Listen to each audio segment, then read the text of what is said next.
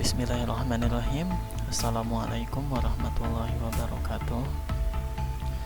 Kali ini saya akan berbagi tentang bagaimana cara membuat pembukuan di sebuah organisasi atau misalkan di sebuah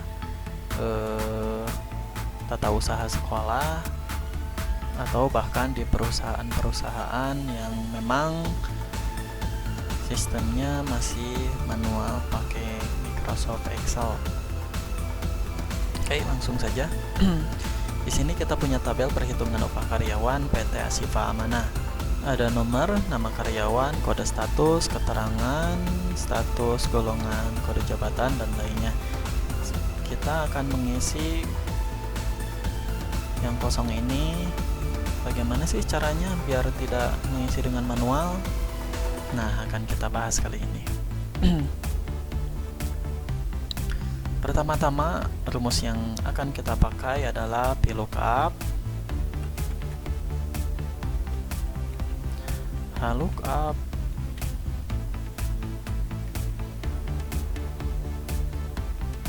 ada juga SUM, average, min, max, kali, kurang, dan yang lainnya. Oke, selanjutnya kita bikin, ini kan tabel aslinya ya, kita bikin kopian dari tabel aslinya ini biar nanti kita isi yang kolom-kolom kosong ini di tabel yang kopiannya aja. Kebetulan saya sudah mengcopy tabel yang ini dan dikasih nama pengolahan data. Nah, di sini kita akan mengerjakannya di sini.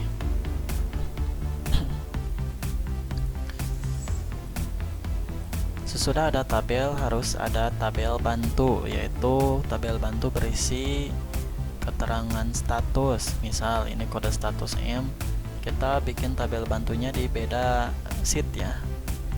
Ini saya sudah kasih nama tabel bantunya. Nah, ini berisi data-data diolah di pengolahan data ini nih. Ini keterangan status M. Misalkan kita, di sini di tabel bantu nggak ada ya. Kita bikin aja. Di sini misalkan di bawah M sama dengan menikah. PM sama dengan belum menikah.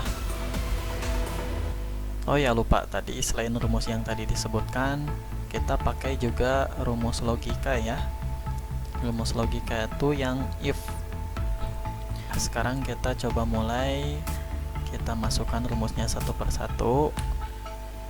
Keterangan status, ini kode statusnya M.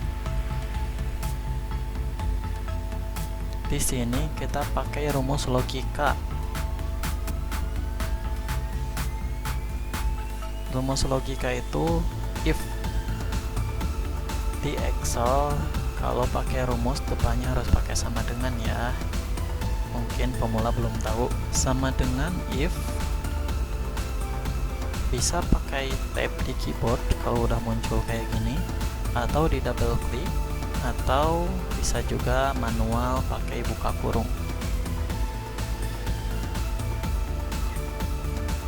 Logical test, kita pilih sel C7, kolom C, baris ke-7. Itu namanya sel, pertemuan antara kolom dan baris. Ini ada logical test. Kita klik di kode statusnya di C7 ya, yang ini. Nah, terus titik koma. Nah, ini untuk titik koma itu tergantung settingan di Excel masing-masing ya teman. Kadang kebetulan saya ini pakai titik koma, ada juga yang hanya pakai koma aja. Nah, tinggal dilihat di status ini di bawahnya aja. Kebetulan saya pakai settingannya titik koma. Titik koma. Terus kita masukkan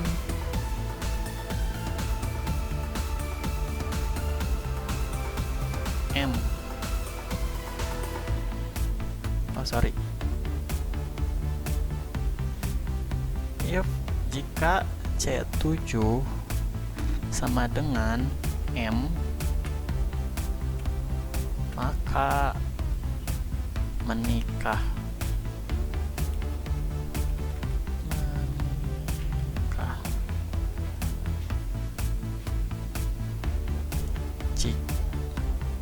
Jika belum menikah,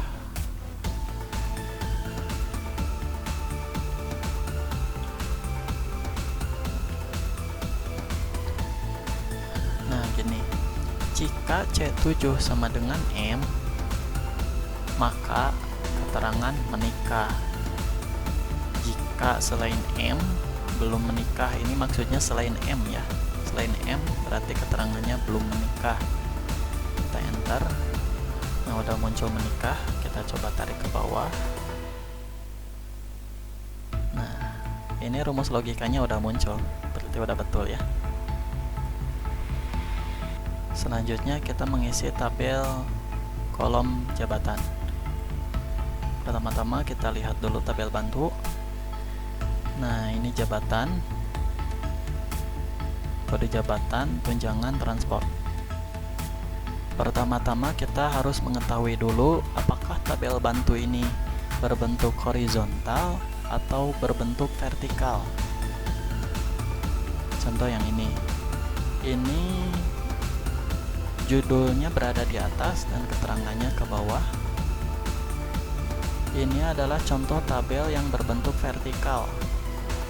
Sebaliknya yang ini judulnya di kiri, keterangannya ke kanan, ini horizontal.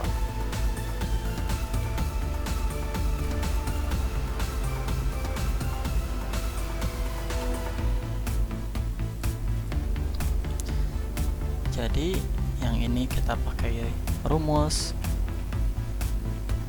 VLOOKUP, yang ini HLOOKUP. Kembali ke pengolahan data, kita akan mengisi jabatan dengan rumus VLOOKUP dengan tabel bantu yang ini. Ya, kita mulai sama dengan VLOOKUP. Kembali ke yang tadi, kalau misalkan udah muncul bisa klik, bisa menekan tab atau double klik di VLOOKUP, atau bisa lanjut klik manual. Kalau saya sih lebih senang menekan tombol tab. Saya ini pakai Office 2016 ya, tapi tidak beda jauh dengan Office yang lain. Tinggal teman-teman coba aja di Office masing-masing. Terus lookup value. Nah, lookup value kita pilih yang ini, yang ada kesamaannya sama di tabel bantu. Klik, terus kita pakai titik koma, terus tabel arraynya kita masukkan di tabel bantu. Klik tabel bantu, blok ini semua. Perhatikan yang di atas, kita kasih titik koma lagi kalau udah di blok. Nah, udah di sini kita hitung dari kode jabatan ke jabatan itu berapa kolom. Ini 1, 2. Kode jabatan 1, 2, berarti kita tulis angka 2. Jadi melihat tabel jabatan di kolom kedua maksudnya.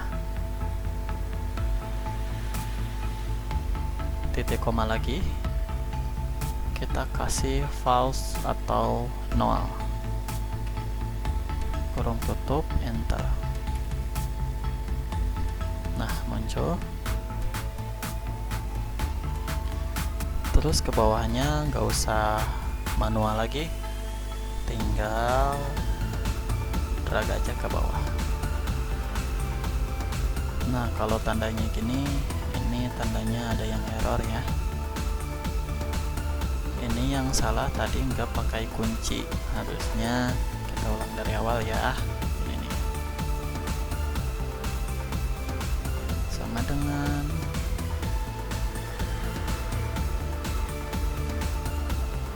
itu tadi contoh yang salah, ini yang benar.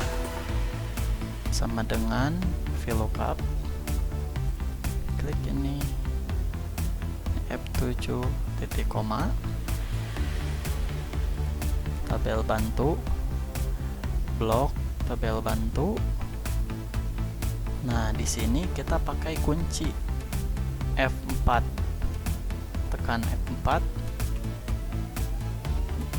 Nah, kalau nggak dikunci nanti rumusnya kayak tadi, NA gitu.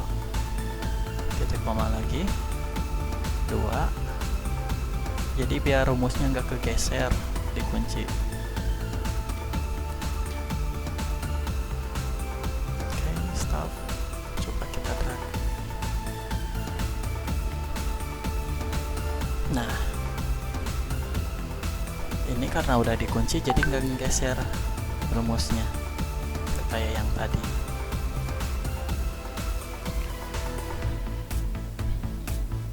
Ya, selanjutnya kita lanjut ke mengisi tunjangan.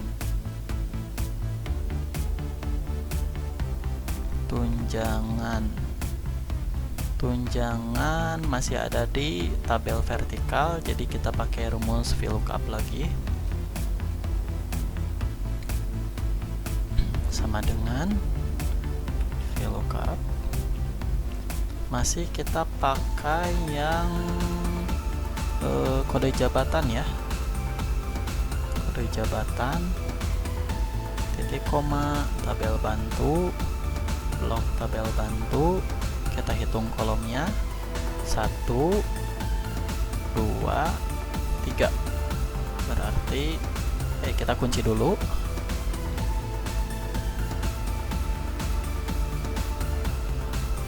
Dengan menekan tombol F4, titik koma, kolom ketiga, titik koma lagi, false atau 0, enter, tutup kurung, enter. Nah, ini tunjangan 500.000, kita drag ke bawah. Oke, biar muncul guntingnya, kita blok, lalu klik yang koma di atas, di tab home, koma style. Nah, ini udah guntingnya udah ada nih. Gunting tadi kan general. Lanjut ke upah kerja. Upah kerja, taruhlah kalau misalkan kita ngasih upah kerja itu 30.000 ya, jadi sama dengan jam kerja dikali 30.000. Oke, tinggal drag ke bawah.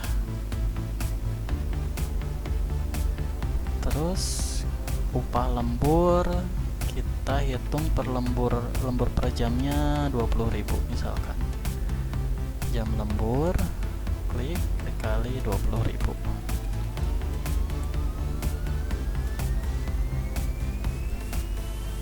Tarik ke bawah.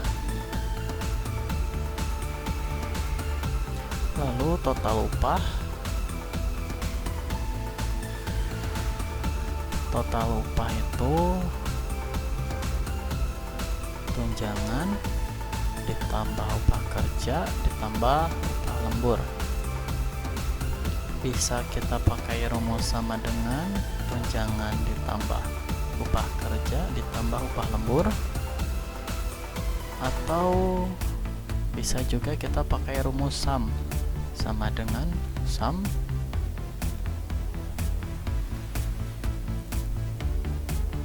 drag dari tunjangan sampai upah lembur, dari kolom J sampai kolom L masih di baris ke-7. Kalau udah, tutup kurung, enter. Kita drag ke bawah sudah muncul semua. Lalu pajak, kita lihat tabel bantu. Pajak ini pakai rumus lookup karena berbentuk tabel horizontal. Pajak 4%, 3%, 2%. Caranya sama dengan lookup. Kita ambil yang golongan. Jadi kan yang samanya adalah golongan ya. Coba kita lihat lagi tabel bantunya. Nah, ini golongan, kuncinya di golongan.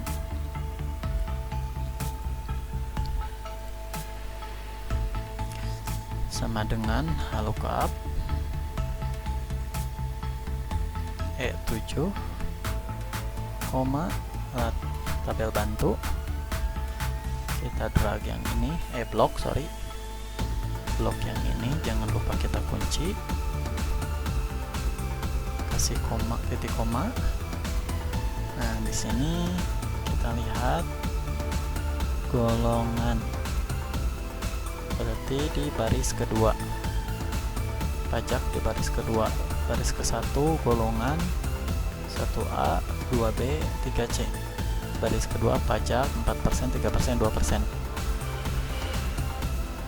Jadi kita pakai baris kedua, kasih titik koma, kasih 0 false, tutup kurung, enter. Belum beres rumusnya. Kita klik lagi di sini, dikali ini total upah. Jadi 4% dari total upah, enter. Ini pajaknya 74.400. Kita drag lagi ke bawah.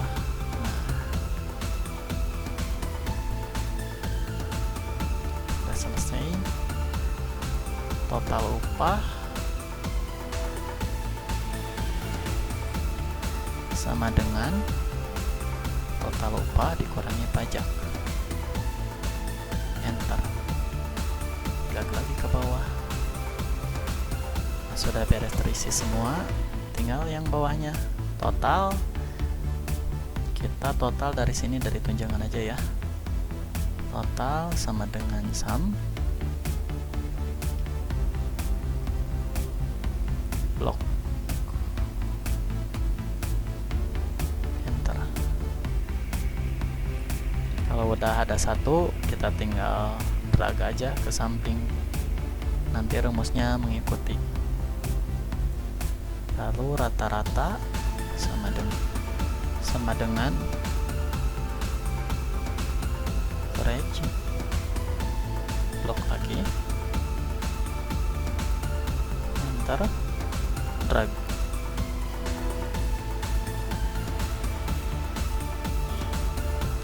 Nilai tertinggi sama dengan max rumusnya, drag lagi. Ini saya pakai Office 2016, jadi nggak perlu manual pakai tutup kurung, tinggal enter aja, udah otomatis. Drag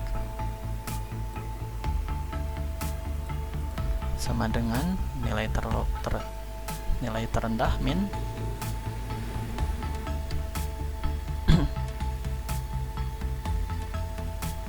blok, drag. Nah, ini udah ketahuan totalnya. Nah, jelas ya.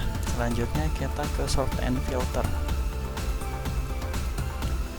Sort and filter ini untuk men-sort atau mengurutkan misalkan dari A sampai Z, atau sebaliknya dari Z sampai A. Kita langsung praktek aja ya.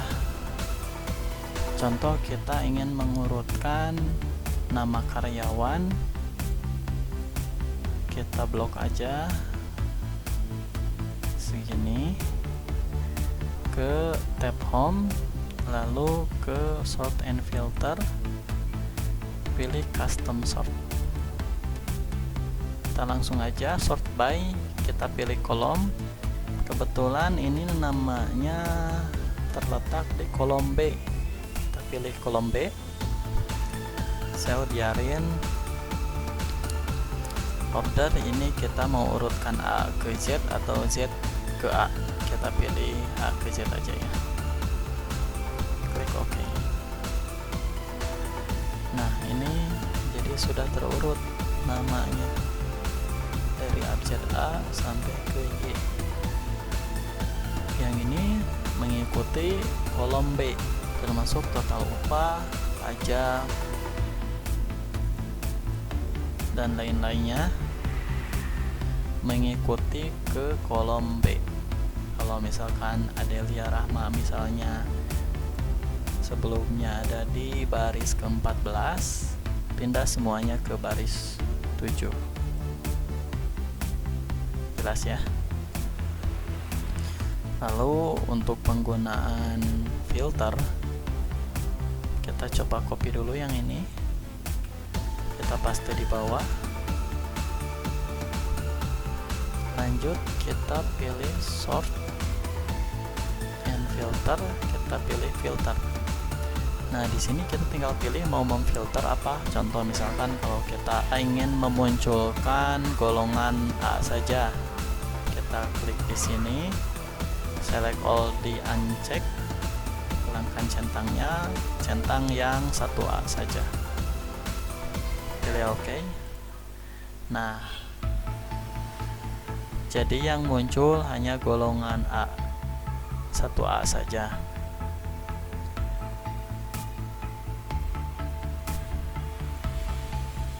Kalau misalkan mau ditampilkan semua lagi, tinggal klik select all. Oke. Kalau misalkan ingin melihat status yang menikahnya aja, klik filter unselect all, select M,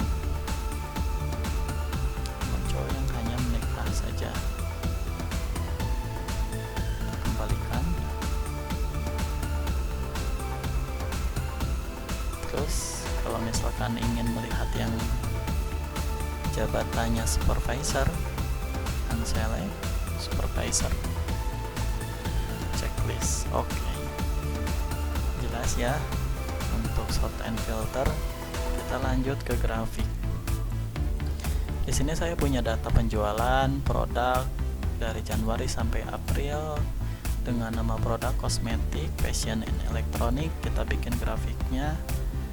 Kita blok, tab menu insert, pilih recommended chart. Di sini kita tinggal pilih mau tipe yang mana, bentuk yang gimana. Pie yang bulat, bar kayak gini, kolom kita pilih yang kolom aja.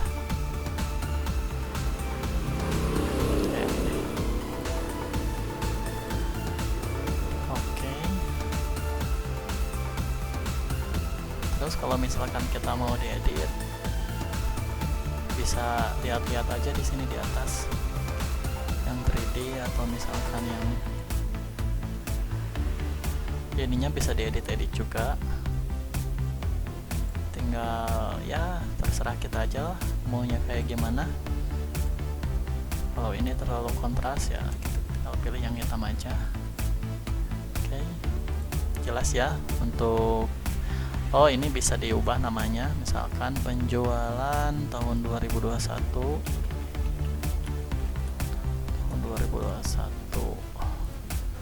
Januari, Februari, Maret, April yang warna biru kosmetik, varian fashion, yang abu adalah elektronik. Untuk grafik jelas ya. Lanjut ke pivot table.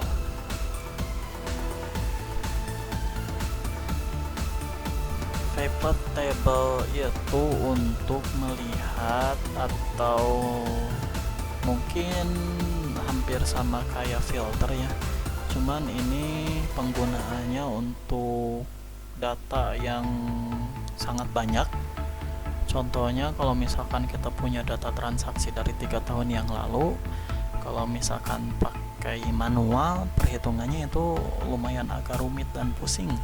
Tapi kalau misalkan pakai pivot table, itu bisa difilter dan bisa dipercepat pengerjaan kita. Contohnya, kita di sini ada tabel referensi yang terdiri dari penjualan kosmetik, fashion, dan elektronik di berbagai kota dengan nama sales yang berbeda dan kode berbeda. Kita langsung aja blok, tab insert, pivot table, from table atau range. Oh, ini kondisinya udah di blok ya. Kalau misalkan belum, tabel atau range itu untuk memblok data yang akan kita masukkan ke pivot table. Kita blok, terus kita pilih exciting worksheet, jadi biar munculnya di sheet yang ini. Kita klik di sini aja. Oke. Nah, ini muncul jendela kayak gini, ini tinggal kita setting aja. Kita akan memunculkan nama kota, produk, harga. Produk kita simpan di kolom.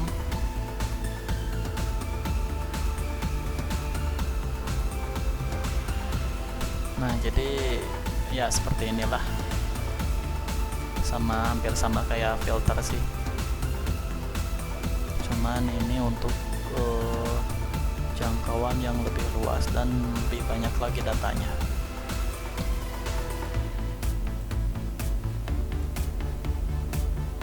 Mungkin itu saja yang bisa saya bagikan pada teman-teman, semoga bermanfaat. Assalamualaikum warahmatullahi wabarakatuh.